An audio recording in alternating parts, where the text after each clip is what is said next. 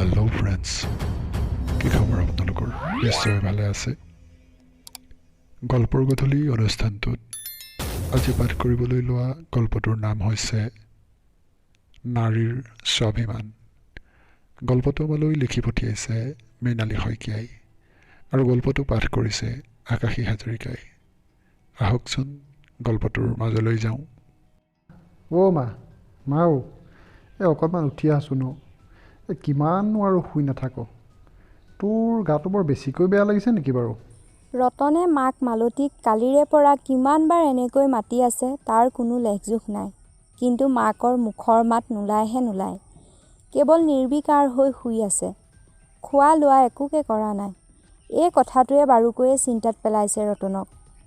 ইফালে ইকান সিকানকৈ গোটেই চুবুৰীটোতে ওলাইছে বোলে মালতী বুঢ়ীয়ে কালিৰে পৰা বিচনা এৰা নাই। অৱস্থা একেবাৰে বেয়া। খোৱা লোৱা সকলো এৰিলে।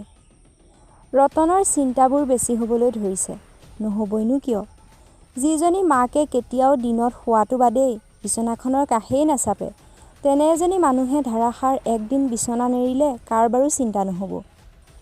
উপায় নাপাই ৰতনে ওচৰৰ ফাৰ্মাচীখনত থকা ল'ৰাটোলৈ খবৰ দিয়াই মতাই আনি প্ৰেছাৰ চুগাৰ সকলো জোখালে।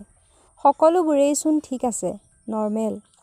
ফাৰ্মাচীৰ ল'ৰাটোৱে ভিটামিনৰ দৰৱৰ বটল এটাকে দি গুচি গ'ল। ৰতনৰ পত্নী লতাৰ পিছে শাহুৱেকৰ এইবোৰ কথাৰ বাবে মূৰ ঘমাবলৈ অকণো আজৰি নাই আৰু তাইৰ ইচ্ছাও নাই। তাই কেৱল নিজক লৈয়ে ব্যস্ত। আধুনিকতাৰ পৰশে বাৰুকৈয়ে চুই গৈছে তাইক। বিয়া হোৱাৰ পিছৰে পৰা আধুনিকতাৰ নামত গোটেই ঘৰখনৰ ৰেহৰূপেই সলাই পেলাইছে তাই। পুৰণি বস্তুবোৰ আঁতৰাই সেইবোৰৰ ঠাইত নতুন অত্যাধুনিক বস্তুৰে ঘৰখন নিজৰ মতে সজাই আটকধুনীয়া কৰি তুলিছে তাই। যৌতুক হিচাপে পিতৃগৃহৰ পৰা অনা সা সম্পত্তিবোৰক লৈ তাইৰ ভেম এটাও নথকা নহয়। ঘৰলৈ কোনোবা আলহী আহিলেই তাই চেগ উলিয়াই ঘৰটোত সজাই থোৱা বস্তুবোৰ আৰু তাইৰ পিতৃগৃহৰ পৰা অনা সা সম্পত্তিবোৰৰ বিষয়ে দুআষাৰ প্ৰশংসাসূচক বাক্য ক'বলৈ নাপাহৰে। এইবোৰ কথাকে ভাবি ভাবি ৰতনৰ কেতিয়ানো টোপনি গ'ল সি গমেই নাপালে। মাকৰ কোঠাটোৰ ফালৰ পৰা ৰমলা পেহীৰ মাতটো শুনি সি খকমককৈ সাৰ পালে। নবৌ, তোমাৰনো কি হৈছে বুধবৰী খুৰীৰ মুখত কথাটো শুনি মই একেবাৰে ঢপলি আহিছোঁ তোমাৰ খবৰ এটা ল'ম বুলি। মোৰ একো নাই হোৱা ৰমলা। তেনেহ'লেনো কিয় শুই আছা? শুনিছোঁ কালিৰে পৰা বোলে তুমি খোৱা বোৱাও কৰা নাই। মালতী বুঢ়ী এইবাৰ বিচনাৰ পৰা উঠি বহিলৈ ক'বলৈ ধৰিলে। পঢ়া শুনা বোৱাৰী অনা ফল ভুগিছোঁ এতিয়া। তহঁতবোৰৰ উচতনিতে সেইজনীক চপাই লৈ মোৰ এতিয়া কি বিলৈ হৈছে দেখিছনে বাৰু? তাইনো কি কৰিলে আকৌ? তাই কি নকৰাকে আছে ৰমলা।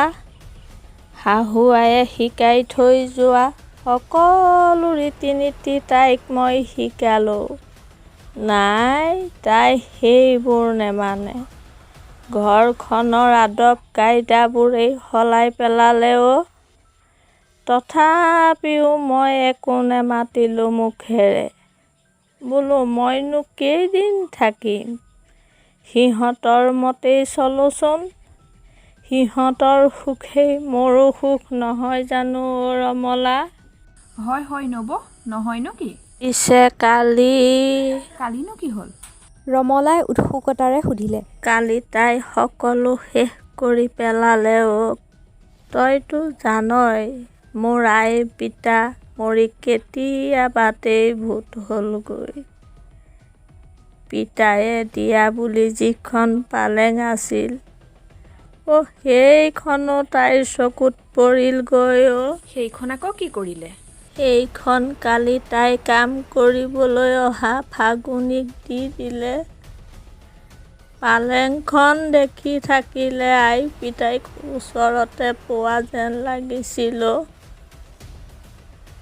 মোৰ জীয়াই থকা শেষ ইচ্ছাকণো শেষ কৰি দিলে ৰমলা।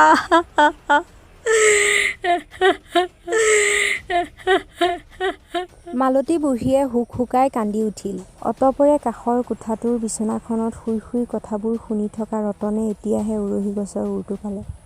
মিচিকিয়াই হাঁহি এটা মাৰি সি নিজকে যেন ক'লে,